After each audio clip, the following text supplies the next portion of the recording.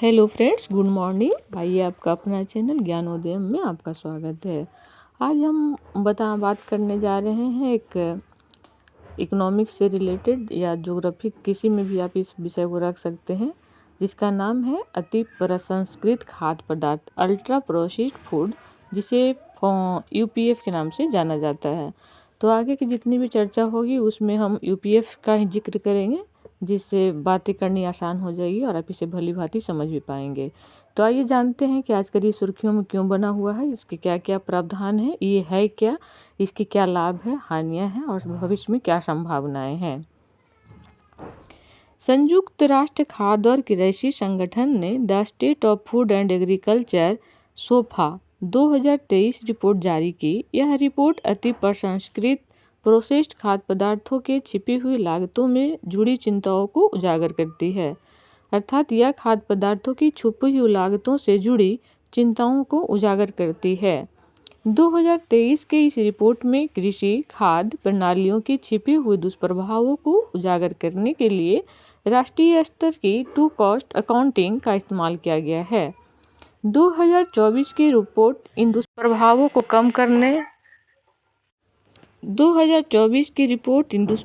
को कम करने के तरीकों की पहचान करने के लिए गलत व लक्षित आकलन पर ध्यान केंद्रित करेंगी। इस रिपोर्ट में कहा गया है कि अस्वास्थ्यकर आहार, अल्ट्रा प्रोसेस्ड खाद्य पदार्थ, वसा और शक्कर की अधिकता से हमारे स्वास्थ्य और पर्यावरण पर प्रतिवर्ष $7 ट्रिलियन से अधिक की बड़ी और छिपी लागत का दबाव पड़ता है। WHO के अनुसार भारत का अल्ट्रा प्रोसेस्ड खाद्य क्षेत्र 2011 से 2021 के बीच खुदरा बिक्री मूल्य के स्तर पर 13.37% की चक्रवृद्धि वार्षिक वृद्धि दर से बढ़ा है।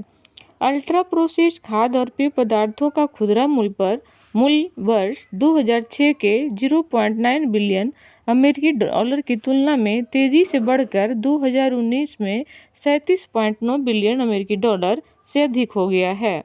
ये एक महत्वपूर्ण डाटा है, इसे आप याद करेंगे। एक बार मैं पुनः बता देती हूँ कि अल्ट्रा प्रोसेस्ड खाद्य और पेय पदार्थों का खुदरा मूल्य वर्ष 2006 के 0.9 बिलियन अमेरिकी डॉलर की तुलना में तेजी से बढ़कर वर्ष 2019 में 37.9 बिलियन अमेरिकी डॉलर से अधिक हो गया।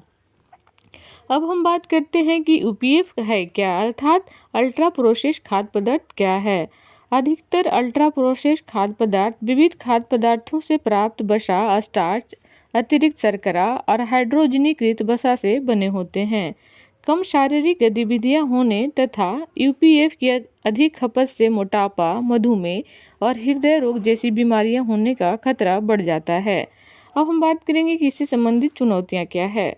मानक परिभाषा का अभाव। अल्ट्रा प्रोसेस्ड खाद्य पदार्थ की तरह HFSS अर्थात संतृप्त वसा, लवण और प्रकार आहार और उसके वर्गीकरण की स्पष्ट परिभाषा का अभाव है। पोषण आधारित टैक्स मॉडल का अभाव। यह मॉडल उन उत्पादों पर कर की अधिक दर लगाने का समर्थन करता है जिनमें अनुमत स्तर से अधिक चीनी, नमक या वसा होते हैं। साथ ही स्वास्थ्यप्रद यूपीएफ के विकल्पों उत्पादों पर कम कर लगाया जाता है। वस्तु एवं सेवा कर अर्थात जीएसटी की दरें खाद्य पदार्थों में इस्तेमाल पोषण सामग्री के अनुरूप नहीं है और न ही वे फसाई के उत्पाद वर्गीकरण के अनुरूप है। डेटा की कमी। कुछ उत्पाद उपश्रेणियों जैसे कि कार्बोनेटेड पेय में मौजूद चीनी की मात्रा पर डेटा उपलब्ध नहीं होते। नीतिगत निर्णय लेने हेतु ऐसे डेटा को एकत्र करने के लिए एक विस्तृत सर्वेक्षण की आवश्यकता है। सब्सिडी और अन्य राजकोषीय प्रोत्साहनों का अभाव। सेहतमंद उत्पादों के निर्माण के लिए निर्माताओं को और उनके उपभोग के लिए उपभोक्ताओं को प्रोत्साहित करने हेतु राजकोषीय प्रोत्साहन जैसी पहलों का अभाव है। उदाहरण के लिए दक्षिण अफ्रीका में फलों और सब्जियों पर सब्सिडी निजी स्वास्थ्य बीमा कार्यक्रमों में शामिल है। कार्यान्वयन का अभाव। फसाई ने उपभोक्ताओं को खाद्य पदार्थों में उपयोग किए गए सामग्रियों के आधार पर विकल्प चुनने में मदद करने के लिए फ्रंट ऑफ पैक लेबलिंग के प्रारूप के रूप में भारतीय पोषण रेटिंग का प्रस्ताव किया था। यह अभी तक लागू नहीं हो सका। अल्ट्रा प्रोसेस्ड खाद्य पदार्थों के विज्ञापन और विपणन से संबंधित विनियमन के खराब कार्यान्वयन का भी आरोप लगाया जाता रहा है। अब हम बात करते हैं कि इसके क्या प्रभाव हैं। नमक, चीनी और ऊर्जा की अधिक मात्रा, फाइबर, विटामिन, सूक्ष्म पोषक तत्वों की कम मात्रा, जिससे कम गुणवत्ता वाले पोषक तत्व, भोजन करने की दर में वृद्धि, अत्यधिक उपभोग, खाद्य प्रसंस्करण, एक्सट्राजन, मोल्डिंग, फ्री फाइडिंग आदि के स्तर पर, फूड मैट्रिक्स और टेक्सचर में परिवर्तन, प्रसंस्करण के दौरान शामिल संदूषक जैसे कि पाचन क्षमता, पोषक तत्वों की जैव उपलब्धता, आकोशिकीय पोषक तत्व, चबाने की अवधि पर प्रभाव, भोजन करने की दर में वृद्धि, अत्यधिक उपभोग, acrolein, furan, acrylamide, industrial trans fatty acid, advanced glycation end products का निर्माण, colouring agents, sweeteners, emulsifiers, flavouring agents, cosmetic syrup, modified starch, maltodextrin के चलते आहार संबंधित जोखिम, पैकेजिंग सामग्री, फेथलेट्स, मिनरल ऑयल से जुड़े संदूषित पदार्थों से आहार संबंधित जोखिम। ये कुछ डिफ़िकल्ट टर्मिनोलॉजी है जो कि प्योर साइंस टेक्नोलॉजी है। आप इसे 1 से 2 बार सुनेंगे तो स्वतः ही आपके टंग पे आ जाएगा। अब हम बात करते हैं कि इसकी आगे क्या क्या संभावनाएं हो सकती है। कि फसाई द्वारा अन्य हितधारकों के परामर्श से अल्ट्रा प्रोसेस्ड फूड और इसकी अलग अलग उपश्रेणियों की एक स्पष्ट और पारदर्शी परिभाषा तय करनी चाहिए। पोषण से जुड़े टैक्स की शुरुआत की जानी चाहिए। यह कर संरचना उपभोक्ताओं को कम कीमत पर स्वास्थ्यवर्धक खाद्य पदार्थ खरीदने के लिए प्रोत्साहित करने वाली होनी चाहिए। पोषण से जुड़े राजकोषीय प्रोत्साहन प्रदान करना चाहिए। इससे स्वास्थ्यप्रद खाद्य पदार्थों के उत्पादन, निर्यात और खपत को बढ़ावा मिलेगा। विश्व के बेहतरीन उदाहरणों से सीख लेने और स्थानीय आवश्यकताओं के अनुसार इन्हें भारत की खाद्य संबंधी नीतियों में शामिल करना चाहिए। उदाहरण के लिए मेक्सिको में उच्च कैलोरी वाले खाद्य पदार्थों पर लगाए गए जंक फूड टैक्स से इसकी खपत लगभग 7% कम हो गई है। बेहतर लेबलिंग दिशा निर्देश लागू करना। हितधारकों के परामर्श के बाद FSSAI अर्थात फसाई के खाद्य सुरक्षा और मानक लेबलिंग और प्रदर्शन संशोधन विनियमन 2022 पर मसौदा को लागू करने की जरूरत है। उदाहरण के लिए ऑस्ट्रेलिया और न्यूजीलैंड ने एक हेल्थ स्टार रेटिंग प्रणाली शुरू की थी जो फूड पैक पर प्रासंगिक पोषण संबंधी जानकारी प्रदान करती है। इससे खाद्य पदार्थों में इस्तेमाल सामग्रियों के बारे में उपभोक्ता आसानी से जान सकते हैं। पोषण सुरक्षा सुनिश्चित करने के लिए विज्ञापन और विपणन का कुशलतापूर्वक उपयोग करना चाहिए। साथ ही उचित ढांचे के माध्यम से अस्वास्थ्यकर खाद्य पदार्थों के विपणन या विज्ञापन को प्रतिबंधित करनी चाहिए। इसके लिए भारत सरकार ने कुछ पहल भी कर रखा है, जैसे कि अल्ट्रा प्रोसेस्ड खाद्य पदार्थों पर अंकुश लगाने के लिए फसाई की कुछ पहलें हैं।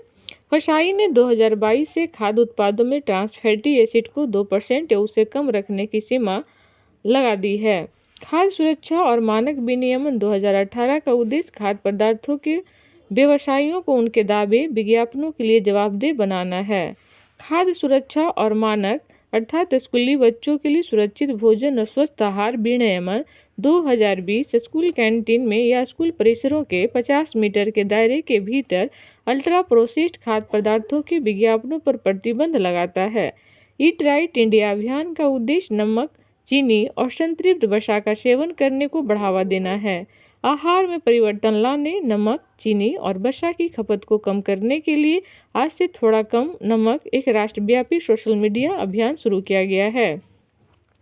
थोड़ा सा हम बात कर लेते हैं विश्व स्तर पर खाद्य एवं कृषि संगठन की। इसकी उत्पत्ति 1945 में संयुक्त राष्ट्र की एक विशेष एजेंसी के रूप में स्थापित किया गया था। इसका मुख्यालय रोम में है। कार्य वैश्विक स्तर पर पोषण में सुधार करना, कृषि उत्पादकता में वृद्धि करना, ग्रामीण आबादी के जीवन स्तर को ऊपर उठाना और वैश्विक आर्थिक समृद्धि में योगदान देना। संगठन की संरचना, इसका नेतृत्व एक महानिदेशक करता है और इसमें अलग अलग क्षेत्रीय एवं तकनीकी समितियां भी होती है। सदस्य, इस संगठन में यूरोपीय संघ सहित 195 सदस्य है। इसके द्वारा प्रकाशित की जाने वाली प्रमुख report the state of world forest report, the state of agriculture commodities market आदि है। तो ये रहा आज का हमारा सबसे महत्वपूर्ण टॉपिक, जिसे कि हम FPO के नाम से जानते हैं। और कोशिश है कि आप इसे 1 से 2 बार ज़रूर सुनने का प्रयास करेंगे ताकि आपको आसानी से समझ में आ जाए।